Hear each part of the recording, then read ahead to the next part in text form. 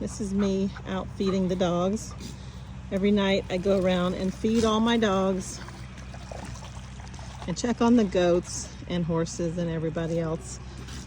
My son Noah feeds the horses and the goats. I feed the dogs and the birds. And while I'm doing that, I'm checking on everybody, making sure everybody's okay, doing a little dog training, whatever kind of grooming, medications, treatments, whatever needs doing. And right now, I have really naughty goats. Hi, Diana. Really naughty goats that eat dog food. So feeding the dogs takes longer than you would think because most of my dogs have to be put in kennels or some type of fenced in area separate from the goats in order to eat. I have a few that are with horses or some type of animal that's not very smart, and so they can just be fed in a creep feeder. Not that I'm saying horses aren't smart, but horses aren't as naughty as goats and they're bigger. So those dogs have a creep feeder arrangement, but the ones with goats, we have to go around and separate and let them eat. So right now, my main team that guards most of my does and yearlings are Simba, E.T., and Genevieve. Simba is one of my stud dogs, and he's very muddy and dirty right now. Genevieve is my first female Maremma. She's 9 years old, almost 9. And then E.T. is my little ectodactyly dog. And so they're in a stall in the barn to eat their dinner, and I'm just waiting for them to finish so that the goats don't eat their food. Because if you let livestock steal food from dogs, first of all, dog food is very expensive and you don't want to waste the food, and it's not good for goats and chickens and whatever, and also it can cause resource guarding in dogs, and that's really not something you want to do. So I try my best to prevent all those things from happening by separating the dogs during their feeding time. There's Vinda, my sweet barn kitty, and puppy trainer cat, and there's Peaches, one of my Nigerians. And then behind her are some mostly yearling does and a few older does that I have separated because they were not getting their share of the food, and separated them from the main herd so they could get more food. And I haven't fed them yet, and they're not happy with me. So they're all sitting there waiting for their food.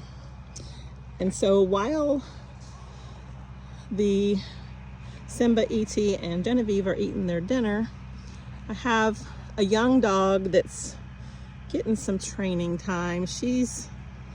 Her name is Diana, and I did not breed her. I bought her I didn't buy her. I got her from another breeder. And she struggled with livestock for a while. She's gotten a lot better, and I think she's pretty much matured now that she's 3 years old, but I'm just wanting to make sure of that. So I am supervising her, so I bring her in and supervise her with the goats while the other dogs are eating, and otherwise she's not with the dogs or with the goats unless I can watch her, because the surest way to cause a problem is to let a dog develop a habit of chasing, and she did have a problem with that when she was younger. She's hiding behind that doghouse. So I had to stop letting her just have free time with the goats and just supervise her time. So there's the goats. They're standing there because they either think I'm going to feed them again, they've already been fed, or they think Diana is out to get them, and she's not. She's completely ignoring them. She did come in and run around excitedly because she was just happy to be in here, and that got the goats upset and scared because they thought she was chasing them, but she wasn't. And that's something that you can see if you're training a young dog and you're not sure if they're safe with livestock or not. You just have to kind of watch their interaction. When Diana, I should have filmed it sooner. I didn't think of that. When Diana came running in, the goats all took off running because they were thinking she was chasing them. And see her calm, she's calmly walking around. When she was younger, she would have thought that was an invitation to play, and she would have chased them. She actually did a lot of chasing when she was young before I got smart enough to intervene. And so, but now that she's older, she comes in, she runs around, the goats take off running, she looks at them for a minute, and then she just goes on off to do what she's doing. So she's come a long way, and I think she's going to be a good livestock guardian dog.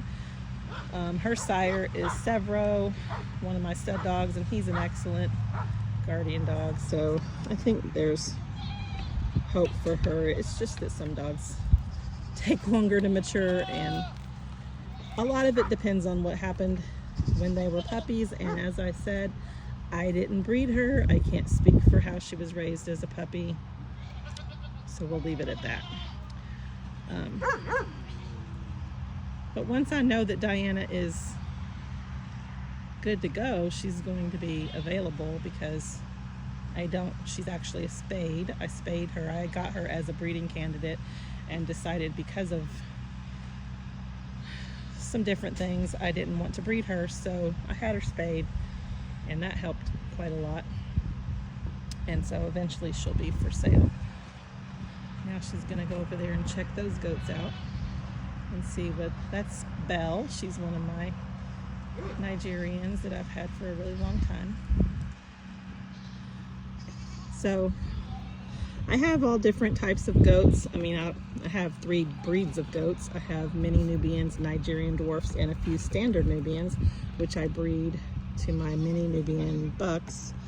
But I have different types of goats. I have some goats that are super calm, super easygoing, don't really get excited. And then I have some that are not very friendly, and they're kind of skittish.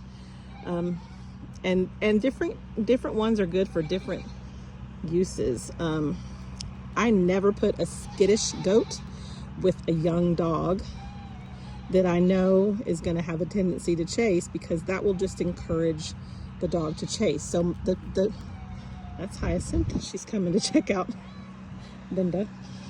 If a goat gets skittish and a young dog has a tendency to chase, that just encourages the dog to chase more, because dogs get a dopamine rush when they start chasing, and that is a self-rewarding behavior. So it'll just encourage more chasing. Now Stormy's coming to say hi. You're getting to see all my goats because they're all wondering why I'm talking to my phone. And so, yeah, so with young dogs and puppies and young adolescent dogs that are still in the might chase mode, I don't put skittish goats with them, because I don't want them to teach the puppies or encourage the puppies to chase. I want calm, easygoing, dead broke goats. Just like a dead broke horse, it's a dead broke goat. If the puppy tries to get too rough, the goat's just gonna look at it like, yeah kid, whatever, and just ignore it, and then the puppy gives up.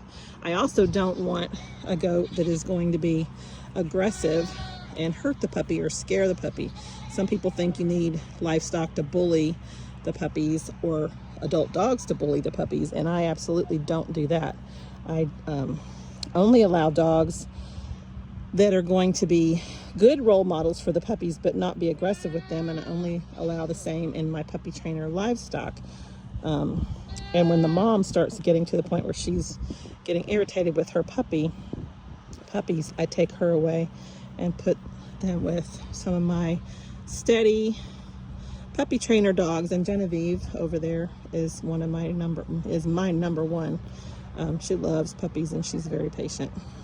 So Diana's just over there doing her thing, laying down, not even bothering with the goats. So that's a really good sign. I see that. And then that's Olaf over there. He's keeping Diana company, so that's why he came in with her. Olaf is my very first Maremma that I ever got, and he's a good old boy. He's almost 9 years old. He'll be 9 in August, and he is an outstanding livestock guardian dog.